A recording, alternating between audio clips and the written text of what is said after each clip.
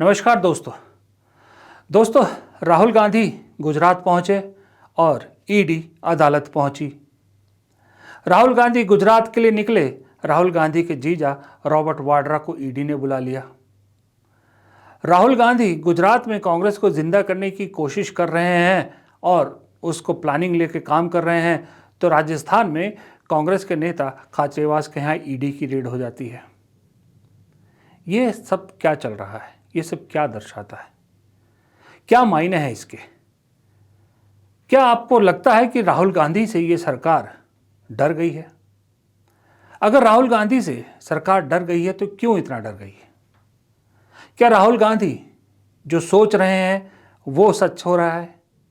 क्या राहुल गांधी जिस योजना के तहत काम कर रहे हैं वो योजना काम कर रही है? ये बहुत से सवाल हैं जिनका जवाब ढूंढना ज़रूरी है। मुझे लगता है राहुल गांधी के अगर इन सभी एक्शंस और उन पे हो रहे एक्शंस को अगर मिला के देखें तो मुझे लगता है सवाल एक ही बनता है कि राहुल गांधी की वो कौन सी योजना है जिससे सरकार इतनी डर गई और इस तरह की कार्रवाइयों पे उतर गई कि राहुल गांधी और सोनिया गांधी के खिलाफ नेशनल हेराल्ड मामले में चार्जशीट दाखिल करनी पड़ी। वो राहुल गांधी की योजना है गुजरात मॉडल की सच्चाई इस देश के सामने रखना। राहुल गांधी जिस दिन से गुजरात में एक्टिव हुए हैं उस दिन से ईडी उनके और उनकी माता के खिलाफ एक्टिव हो गई। ये कोइंसिडेंस तो हो नहीं सकता। क्यों अब तक शांत थी? राहुल गांधी गुजरात में सम्मेलन करते हैं, अधिवेशन करते हैं, वापस आते हैं। इधर ईडी जो यंग इंडिया प्राइवेट लिमिटेड है, जो नेशनल हेराल्ड को जो ओन करती है अब कंपनी, उसके प्रॉपर्टीज सीज करने की कार्रवाई शुरू कर देती है। 700 करोड़ से ज़्यादा की प्रॉपर्टीज़, क्योंकि इस यंग इंडिया प्राइवेट लिमिटेड में सोनिया गांधी और राहुल गांधी 38% के शेयर होल्डर हैं, यानी मेजर शेयर होल्डर हैं। वो पुराना केस जिस कई घंटों तक सोनिया गांधी राहुल गांधी से ईडी पूछताछ कर चुकी है, अचानक से तेज़ी दिखाते हैं। पहले प्रॉपर्टी सीज करते हैं और उसके बाद अब कल चार्जशीट दाखिल कर दी गई। और उधर खाचरियावास के यहाँ भी जो है वो रेड होती है, लेकिन सोनिया गांधी के दामाद प्रियंका गांधी के पति राहुल गांधी के जीजा रॉबर्ट वाड्रा को भी 17 साल से चले आ रहे मामले पर ईडी बुलाती है। ये दर्शा रहा है कि दरअसल प्रधानमंत्री मोदी या बीजेपी राहुल गांधी के नई कांग्रेस से डर गए हैं। डर इसलिए कह रहा हूं कि मैं उनको उम्मीद नहीं थी कि अगर राहुल गांधी कांग्रेस को रिवाइव करने की कोशिश करेंगे तो गुजरात को सबसे पहला वो मिशन बनाएंगे। राहुल गांधी के मिशन गुजरात से घबराहट फैल गई है, क्योंकि वो कहते ना कि तोते की एक राक्षस की जान तोते में होती है, बीजेपी की जान गुजरात में बसी है। गुजरात मॉडल बेच के गुजरात मॉडल का बखान कर करके इस पूरे देश में बीजेपी ने अपनी सरकारें बनाई है। अब अगर उस गुजरात मॉडल की सच्चाई खुल गई तो ना सिर्फ बीजेपी का जो एक आडंबर है वो बस्ट होगा, संघ की सो कॉल्ड प्रयोगशाला भी ध्वस्त हो जाएगी। दोनों के लिए खतरे की घंटी है गुजरात में कांग्रेस का मजबूत होना, और ये बात राहुल गांधी समझ गए थे। इसलिए उन्होंने गुजरात को चुना और संसद में ताल ठोक के कहा था कि गुजरात में हम आपको हराएंगे। और ये बात भी राहुल गांधी कई बार कह चुके हैं कि वो जो ठानते हैं एक बार वो करके रहते हैं, वक्त चाहे जितना मर्जी लगे। अब उसका राजनीतिक रूप में तो कोई जवाब मिला नहीं, तो अब प्रेशर बनाने की कोशिश की जा रही है राहुल गांधी पे। उनको तो चार्जशीट में नाम है ही, अब उनके बुजुर्ग माँ जिनका स्वास्थ्य ठीक नहीं है उन पे भी चार्जशीट दाखिल करके फिर उनके जीजा को ईडी दफ्तर बुलाकर एक इमोशनल प्रेशर बनाने की कोशिश की जा रही है राहुल गांधी पे। क्योंकि देखिए, कोई भी इंसान हो वो खुद बहुत सी मुसीबतें झेल लेता है, लेकिन अपने बुजुर्ग माँ बाप को वो परेशानी में नहीं दे सकता।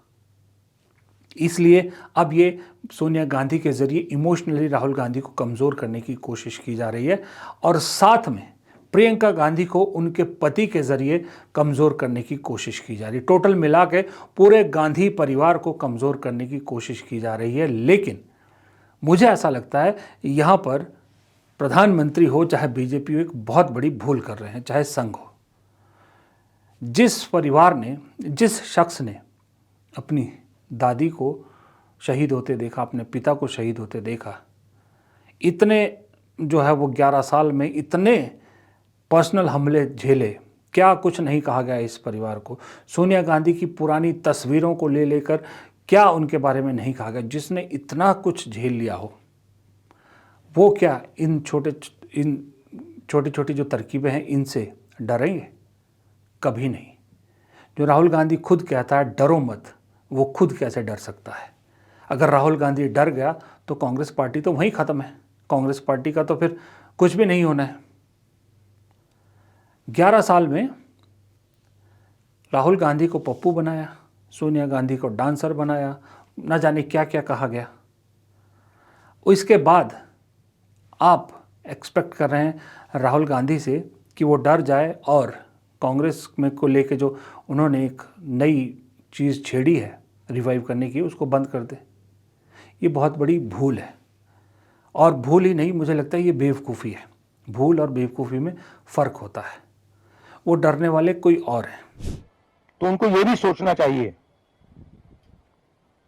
ये जो सब कर रहे हैं, कि किसी ना किसी दिन बीजेपी की सरकार बदलेगी और फिर कार्रवाई होगी, और ऐसी कार्रवाई होगी कि मैं गारंटी कर रहा हूं ये फिर से कभी नहीं होगा। तो उनको भी सोचना चाहिए। ब्लड लाइन देख लीजिए इस परिवार की, वहीं से अंदाज़ा लग जाता है कि कौन डर सकता है, कौन नहीं डर सकता। ये केस कितना सच्चा कितना झूठा है, मैं इसकी मेरिट्स पे नहीं जाऊंगा, लेकिन जो इस केस को इतने सालों से लड़ रहे हैं, वो अभिषेक मनु सिंघवी खुद कह रहे हैं कि ये केस बना ही झूठ की बुनियाद पर है। नेशनल हेराल्ड के विषय में जो प्रक्रियाएं हो रही हैं वो कुछ भी नई नहीं है, इसलिए क्योंकि जब ये केस शुरू हुआ था तभी हमने बड़ा स्पष्ट किया था कि ये बड़ा विचित्र केस है जो शुरू किया गया है बिना किसी 1 रुपये के स्थानांतरण हुए, बिना किसी 1 पैसे की प्रॉपर्टी के स्थानांतरण हुए। एक नॉट फॉर प्रॉफिट सेक्शन 8 की कंपनी बनाई गई जिसमें श्रीमती सोनिया गांधी और अन्य लोग, लेट श्री मोतीलाल वोरा जी इत्यादि सब डायरेक्टर्स थे, जिसमें न डिविडेंड दिया जा सकता है न कोई कमर्शियल ट्रांजैक्शन हो सकता है, सिर्फ नेशनल हेराल्ड की पुरानी प्रॉपर्टीज को मैनेज करने के लिए। उस पर एक मनगढ़ंत झूठा केस रचा गया है। उसी प्रक्रिया में एक श्रृंखला में ये एक और चीज हुई है जो चार्जशीट फाइल हुई है, जो प्रक्रिया होती है। शुरुआत से इसका पूरी तरह से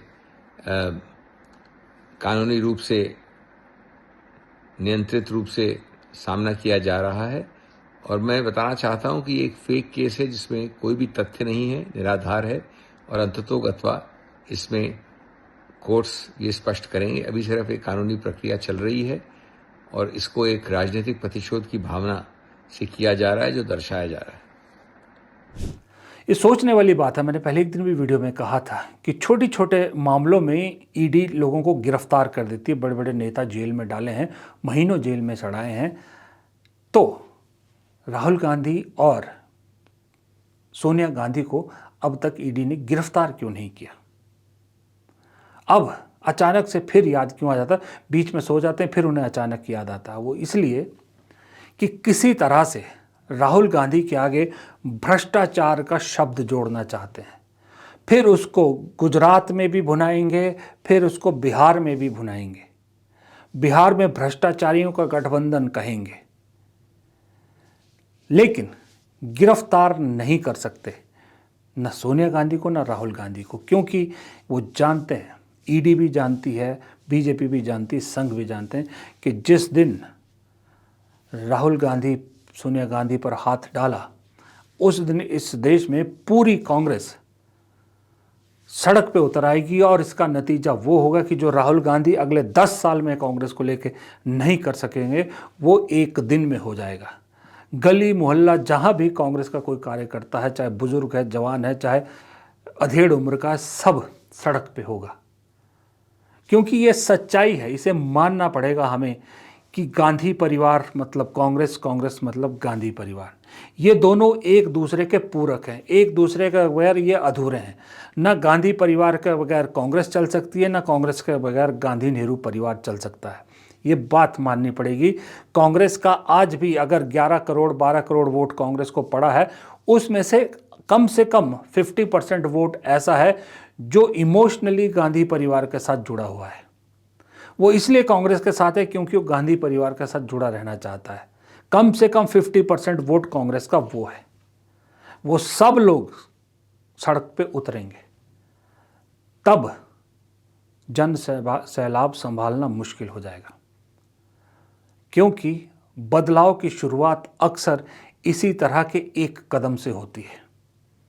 इसी तरह का एक कदम जन सैलाब गली मोहल्लों में रास्तों पे ले आता है और एक क्रांति का रूप ले लेता है। वैसे भी राहुल गांधी की इमेज पप्पू की आप बना सकते हैं, लेकिन 11 साल में कोशिश कर ली, भ्रष्टाचार की इमेज नहीं बना पाए उनकी, कोई आरोप टीका ही नहीं। तो अब कैसे टिक जाएगा, अब कैसे चिपक जाएगा? और राहुल गांधी तो मैंने पहले भी कहा था, वो तो चाहते हैं कि एक बार सरकार उन पर हाथ डाले, गिरफ्तार करे। वो तो खुद गिरफ्तारी देने को तैयार है। वो ईडी का डर कैसे इस परिवार से निकल गया, इसका उदाहरण कल रॉबर्ट वाड्रा ने दिया, जब वो खुद चल के घर से लेके ईडी दफ्तर तक गए, और कैसे इन मामलों को अपने में भुनाना है अपने पक्ष में, ये भी रॉबर्ट वाड्रा ने कल दिखा दिया। रॉबर्ट वाड्रा मामला अलग है, उसकी बात अभी इसमें नहीं करेंगे, लेकिन एक ये तो है कि एक ही परिवार को अचानक से क्या हो गया कि गुजरात में एक्टिव हुए और यहाँ पर ईडी एक्टिव हो गई। ये थोड़ा सा सोचना चाहिए था बीजेपी को भी, संघ को भी और ईडी को भी। अब ईडी डरती है कि सीधे हाथ नहीं डाल सकते राहुल गांधी सोनिया गांधी पर, इसलिए चार्जशीट दाखिल कर दी। अब ठीकरा अदालत के सिर पर फोड़ेंगे। अब अगर गिरफ्तारी का ऑर्डर दे तो अदालत दे, नहीं दे तो अदालत दे। यानी अब फंसा बेचारा जो वो जज होगा जिसकी अदालत में ये है, या अदालत जो करेगी अदालत करेगी। ईडी जानती थी कि ये मधुमक्खी का छत्ता है, इसमें हाथ डालना इतना आसान नहीं है, इसलिए अदालत के सिर पर डाल दिया सारा। लेकिन खैर, कांग्रेस के लिए तो चाहे वो अदालत हो, चाहे ईडी हो, चाहे सीबीआई हो, चाहे आईटी हो, कोई भी अगर कार्रवाई इन दोनों पे होती है तो वो ऐसी संजीवनी का काम करेगा, ऐसी संजीवनी का काम करेगा जो शायद मोदी जी ने सोचा भी नहीं होगा। नमस्कार।